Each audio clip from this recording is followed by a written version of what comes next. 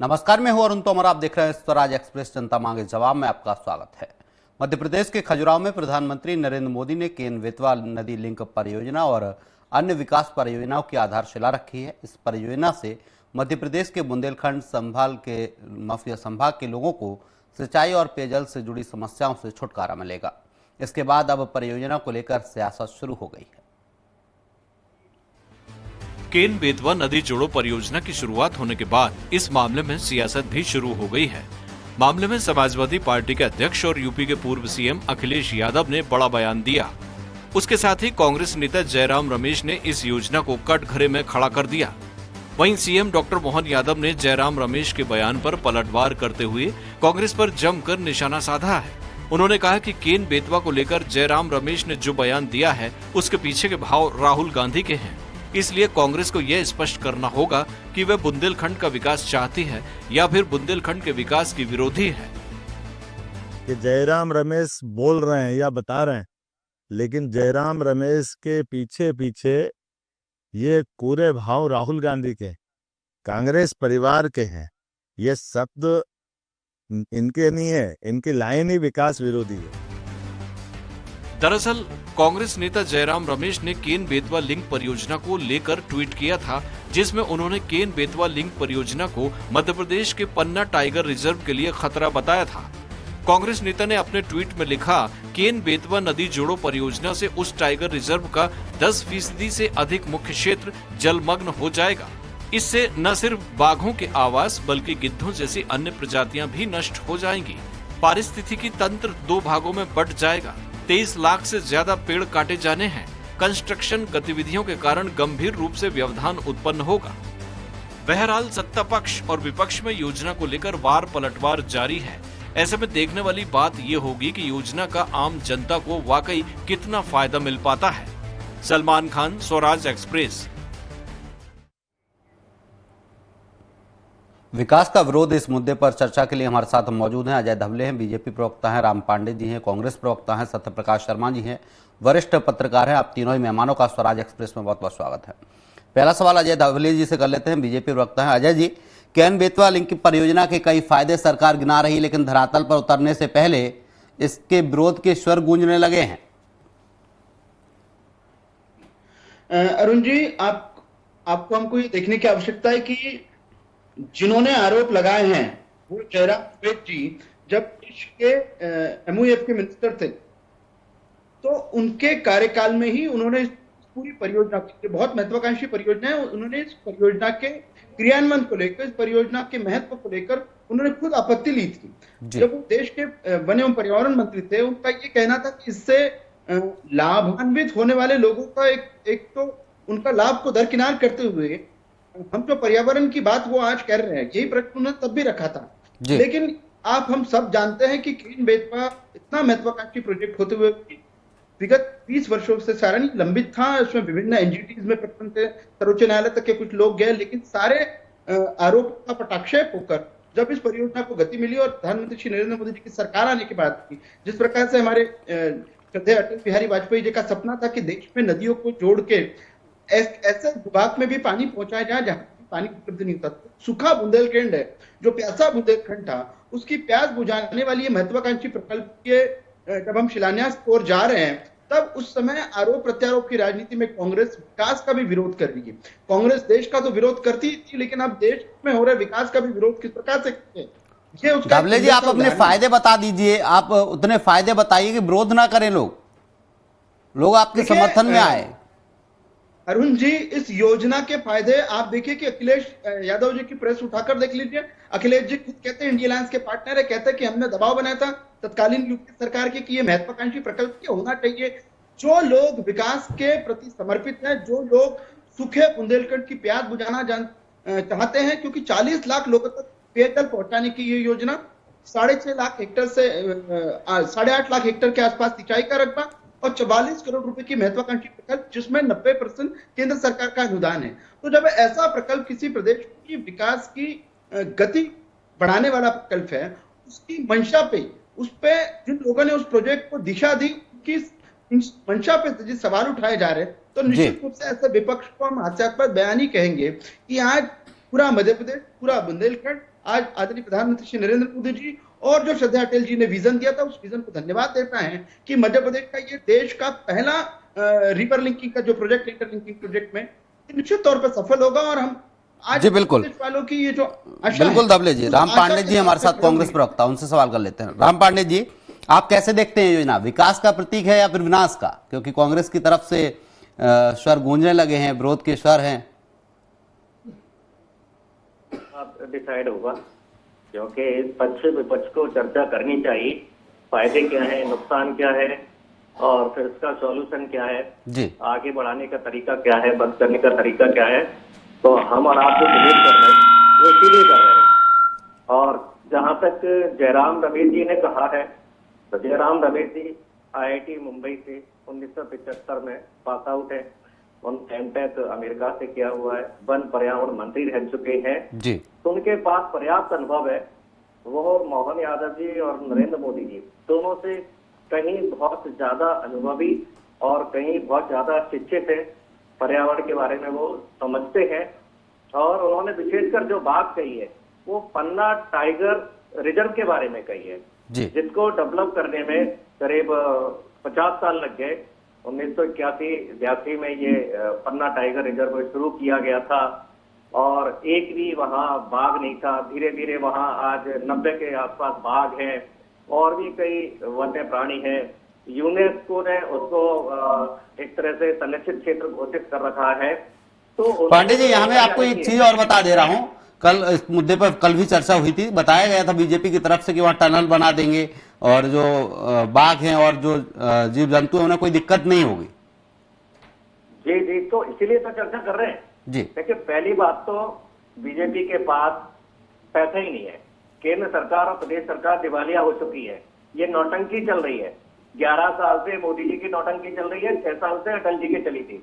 17 साल में ये 17 मीटर भी काम नहीं कर पाए। तो ये केवल चर्चा चलेगी। मध्य प्रदेश सरकार पे भी पैसा नहीं है। मोहन सरकार 25,000 करोड़ का कर्जा ले चुकी है, 5,000 करोड़ का फिर कर्जा ले रही है, 100 करोड़ रुपए कर्जा प्रतिदिन लेती है। तो जो केंद्र सरकार है, मोदी सरकार है, उसने भी कर्जा करीब 5 गुना ले लिया है। तो इनके पास पैसा नहीं है। आप देखिए मध्य प्रदेश में कितने शिलान्यास मोदी जी कर चुके हैं। अटल एक्सप्रेस वे का शिलान्यास कर चुके हैं, चंबल का पानी ग्वालियर मुरैना लाएंगे उसका कर चुके हैं, भोपाल इंदौर 6 लेन नहीं बनेगी उसका शिलान्यास कर चुके हैं। ऐसी सैकड़ों योजनाएं हैं जिसका शिवराज जी, मोहन जी और नरेंद्र मोदी जी शिलान्यास कर चुके हैं। अभी इस योजना का बजट आवंटन नहीं हुआ है, इसकी DPR नहीं बनी हुई है, इसका टेंडर नहीं हुए हैं, अभी कुछ भी नहीं हुआ है, सब कुछ हवा में है। तो केवल हम जो चर्चा कर रहे हैं वो केवल फायदे और नुकसान को लेकर कर रहे हैं, क्योंकि बीजेपी कह रही 27-28 तक धरातल पे आ जाएगी योजना और जनता को लाभ मिलना शुरू हो जाएगा इसका। अरे बुलेट ट्रेन तो 2020 तक आ रही थी, 2024 हो गया। बुलेट ट्रेन का तो 1 लाख करोड़ रुपया कर्जा भी ले चुके हैं जापान से। स्मार्ट सिटी 100 कब तक बननी थी, स्मार्ट गांव कब तक बनने थे। और भोपाल की आ जाइए, मेट्रो ट्रेन का 1 साल पहले शिवराज जी उद्घाटन कर चुके हैं। शिलान्यास की बात नहीं कर रहा हूँ, शिलान्यास तो कमलनाथ जी ने किया था और 2-3 किलोमीटर मेट्रो बना भी दी थी। काम कैसे शुरू होता है ये कमलनाथ जी ने बताया था। बड़ी योजनाओं के तो ये काम शुरू तक इनको करना नहीं आता है। तो भोपाल में शायद मेट्रो का ट्रायल हो भी गया था, मेट्रो एक दिन के लिए दौड़ भी गई थी। जी जी, 1 साल हो गया उसको। मतलब कितना जनता को मूर्ख बनाया। 1 साल पहले आपने ट्रायल कर लिया, शिलान्यास कर लिया और मेट्रो नहीं चल रही है और पता नहीं है कब चलेगी। ऐसी कई परियोजनाएं हैं जो शिलान्यास के नाम से ये पूरे देश में नौटंकी करते हैं। और क्या करेंगे ये, आप देख तो रहे ना, एक कांस्टेबल के पास 54 किलो सोना मिलता है। यदि योजना शुरू भी हो गई तो सारे विधायक मंत्रियों के पास 50-50 किलो सोना मिलेगा और योजना में कुछ नहीं होगा। जी बिल्कुल, अजय दबले कुछ कहना चाह रहे थे। अजय जी, मुझे लगता है विकास विरोधी कांग्रेस कैसे हो सकती है उसका परिचायक आज राम पांडे जी के वक्तव्य हैं। अरुण जी, आपके चैनल पे ये कह रहे हैं कि सिर्फ 50 वर्षों में जब कांग्रेस का शासन चलता तब देश में इंफ्रास्ट्रक्चर बने। मध्य प्रदेश का उदाहरण उठाकर देख लीजिए। 2003 में भारतीय जनता पार्टी ने सरकार सत्ता संभाली थी, मध्य प्रदेश में सिंचाई थी 7 लाख हेक्टर। आज मध्य प्रदेश में कुल मिलाकर 60 लाख हेक्टर की सिंचाई क्षमता है। मध्य प्रदेश में 50,000। सवाल ये भी उठ रहा है धवले जी कि योजना धरातल पर कब तक आएगी? जैसा अभी राम पांडे जी ने कहा था कि कई शिलान्यास हुए, अरुण जी, कई चीजों का आपके चैनल पर भूमि चला पूजन कर दीजिए, देते हैं। आदरणीय प्रधानमंत्री श्री नरेंद्र मोदी जी के कार्यकाल में जिन जिन परियोजनाओं का शिलान्यास हुआ है उनका लोकार्पण भी हमारी सरकार ने किया है। असम का बोगीबिल इनकी सरकार ने उसका शिलान्यास किया था 1970 के दशक में, हमारी सरकार ने 2020 के दशक में उसको कंप्लीट किया। तो भारतीय जनता पार्टी की सरकारों ने इंफ्रास्ट्रक्चर के मामले में जितना काम किया है उतनी कांग्रेस की सारी सरकारें उठाकर देख लीजिए कि 10 वर्षों के कार्यकाल में देश में इंफ्रास्ट्रक्चर का काम हुआ है। आप मेट्रो की बात कर रहे थे, मेट्रो का ट्रायल रन होने में और लोकार्पण होने में बहुत फर्क होता है। ट्रायल रन होता है कि ट्रैक की व्यवस्था जांचने के लिए। राम पांडे जी तार्किक डिबेट किया कीजिए। मुझे लगता है आज देश में आपके समय में मेट्रो कितने शहरों में चलती थी? 5 मात्र देश के 5 शहरों में मेट्रो चलती थी। आज देश के 20 से अधिक शहरों में मेट्रो चल रही है। देश और आज इस गति से तरक्की कर रहा है कि आज विश्व की 5वीं सबसे बड़ी इकोनॉमी, विश्व की तीसरी सबसे बड़ी इकोनॉमी करने की ओर अग्रसर है। आप हमें एजुकेशनल क्वालिफिकेशन गिना रहे जयराम रमेश जी का, उन्हीं जयराम रमेश जी ने पूरी कांग्रेस की नैया डुबो दी है। ये क्यों आप नहीं बताते? कितने चुनाव जयराम रमेश जी ने अजय जी, पन्ना टाइगर रिजर्व को लेकर बात कांग्रेस कह रही है कि पन्ना टाइगर रिजर्व का ख्याल रखिए, उस पर इतना पैसा खर्च किया गया है, तब वो प्रोजेक्ट तैयार हुआ। क्वालिफिकेशन गिना दिया, प्रधानमंत्री जी का क्वालिफिकेशन तो तुलना कर रहे हैं। आज वो व्यक्ति अपने 20 वर्षों के राजनीतिक जीवन में एक भी बार असफल नहीं हुआ, उस व्यक्ति की तुलना जयराम रमेश जैसे असफल व्यक्ति से आप कर रहे हैं। तो मुझे लगता है तार्किक डिबेट होनी चाहिए। डिबेट पन्ना टाइगर रिजर्व के पर्यावरण जी बिल्कुल, यही मैं कहना चाह रहा हूं। न्याय व्यवस्था ने, अरुण जी, देश की न्याय व्यवस्था ने, एनजीटी ने, जो इस पूरे विषय को डील करने वाला देश का सर्वोच्च कोर्ट होता है, उसने इस प्रोजेक्ट को सहमति दे दी है, उसने इस प्रोजेक्ट के बेनिफिट्स गिना दिए। जब वहां से प्रोजेक्ट पास हो गया, आज प्रोजेक्ट इंप्लीमेंटेशन की दिशा में बढ़ रहा है, तब आप इसके कार्रवाइयों पर आरोप लगा रहे हैं। यह अच्छी राजनीति नहीं है, यह देश के लिए विकास विरोधी राजनीति है जिसका कांग्रेस समर्थन।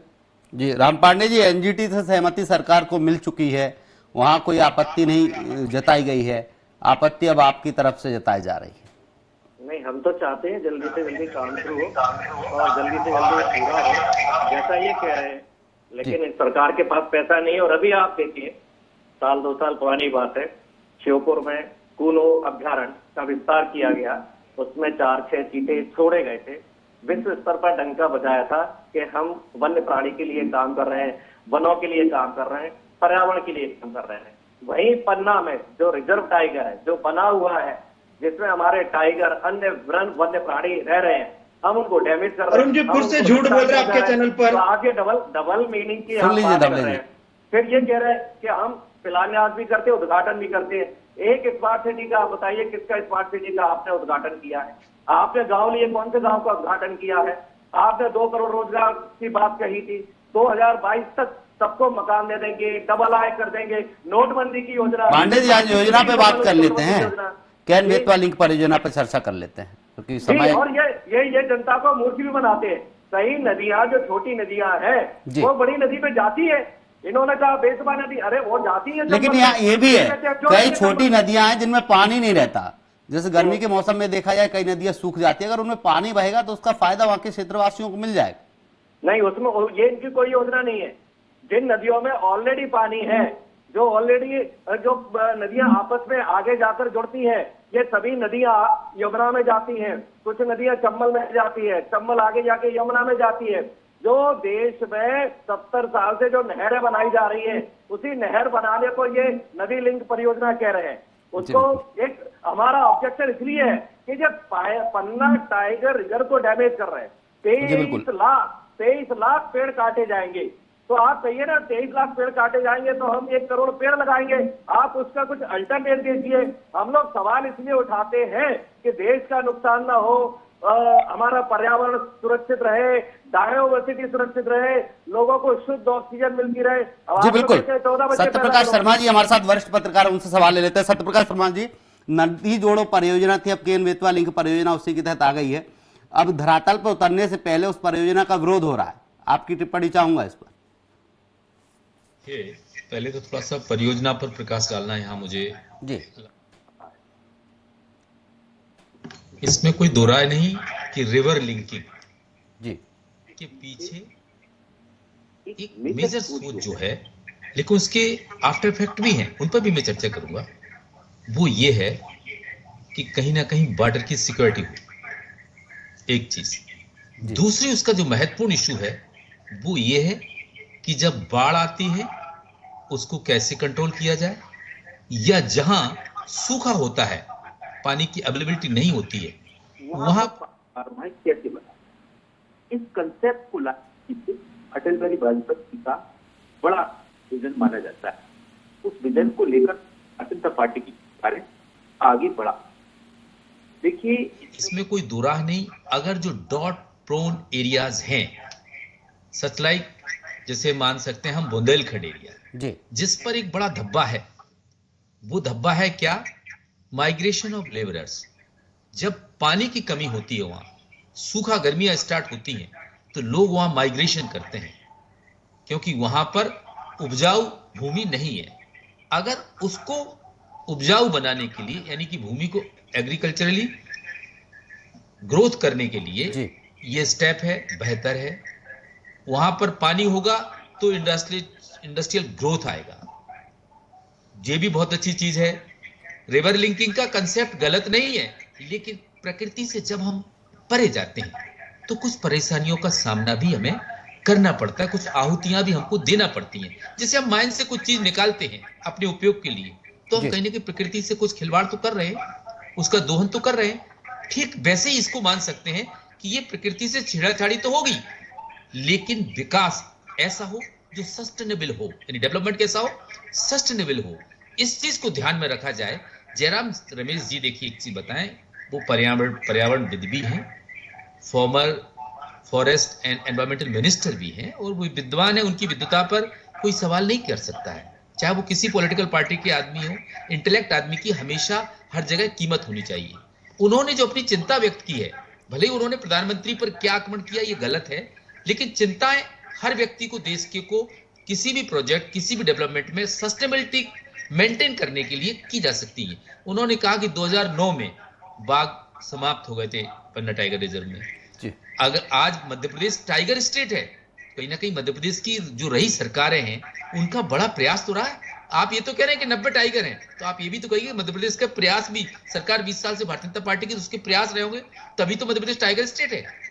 तो जो प्रधानमंत्री मोदी ने कल अपनी स्पीच में बोला है कि ये ध्यान रखा जाएगा कि पन्ना टाइगर रिजर्व के जो वाइल्ड लाइफ है उसको प्रोटेक्ट करने की तरफ फोकस रहेगा। तो ये जो योजनाएं आ रही हैं, लेकिन इसमें यह तय है कि अगर डूब क्षेत्र में आने वाले गांव, उन पर भी ध्यान देने की आवश्यकता है, एक चीज। दूसरी चीज कि एनवायरमेंट में हम कहां छेड़छाड़ कर रहे हैं, वाइल्ड लाइफ को हम कहां नुकसान कर रहे हैं। अगर ये सब चीज भी प्रोजेक्ट लॉन्च होने से पहले पब्लिक डोमेन में कर दें, आपकी क्या प्लानिंग है, तो आज ये प्रश्न उठाने की कांग्रेस को जगह ही नहीं मिलेगी।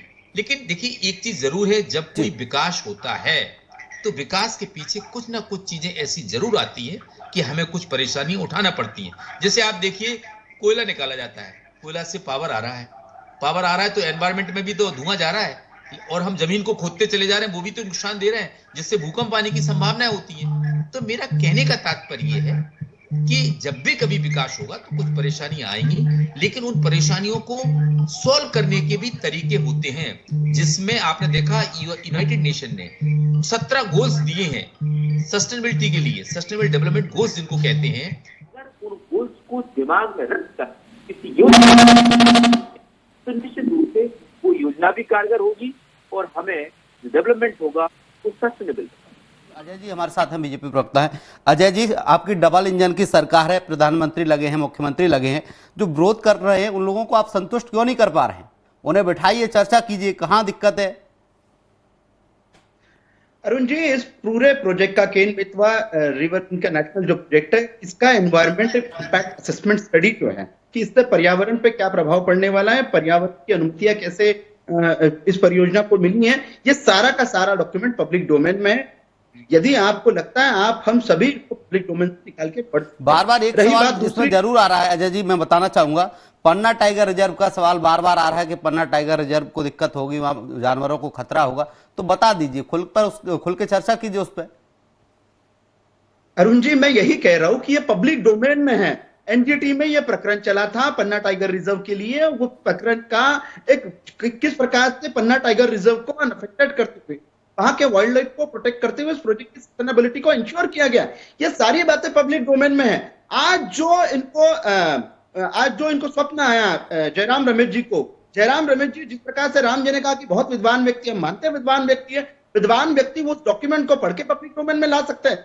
सरकार ने इस डॉक्यूमेंट को पब्लिक डोमेन में रखा है, आप हम सब पढ़ सकते हैं कि किस प्रकार से उस पूरे के पूरे क्षेत्र के एनवायरमेंट के इम्बैलेंस को रोकने के लिए प्रयास किए गए हैं।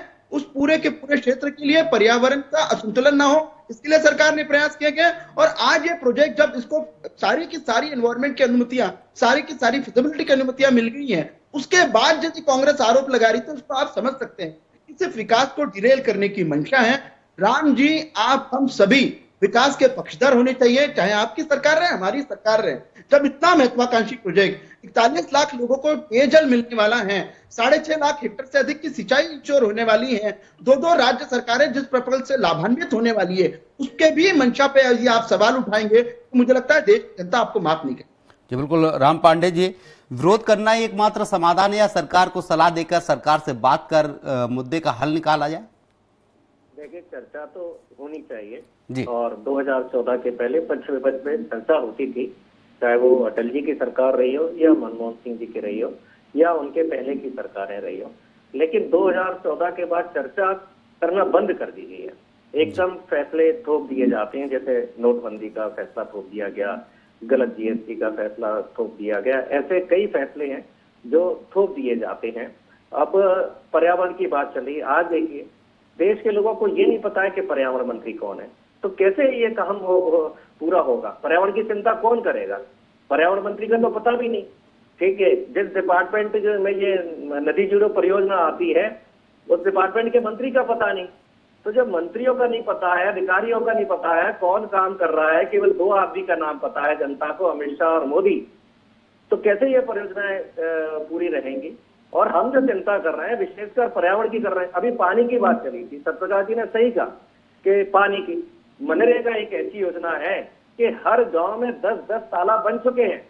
बारिश के पानी के लिए स्टोरेज के तालाब बन चुके हैं। हिंदुस्तान में ऐसा कोई गांव नहीं है जहां मिनिमम 10 तालाब ना हो, पानी रोकने की व्यवस्था ना हो। मनरेगा के माध्यम से सिंचित कर दिया गया है। और यदि कोई गांव मनरेगा के माध्यम से सिंचित नहीं है, इसका मतलब इन 10 सालों में उस गांव के पैसे को खाया गया है। जी बिल्कुल राम जी, समय का अभाव है, आपको रोकना चाहूंगा। लास्ट टिप्पणी सत्यप्रकाश शर्मा जी की ले लेता हूं, कम शब्दों में शर्मा जी अपनी बात करिए। सत्यप्रकाश जी, आपको क्या लगता है योजना का जनता को कितना फायदा मिलेगा या फिर जो विरोध शुरू हुआ है जनता भी इस विरोध में शामिल हो जाएगी? सत्यप्रकाश जी।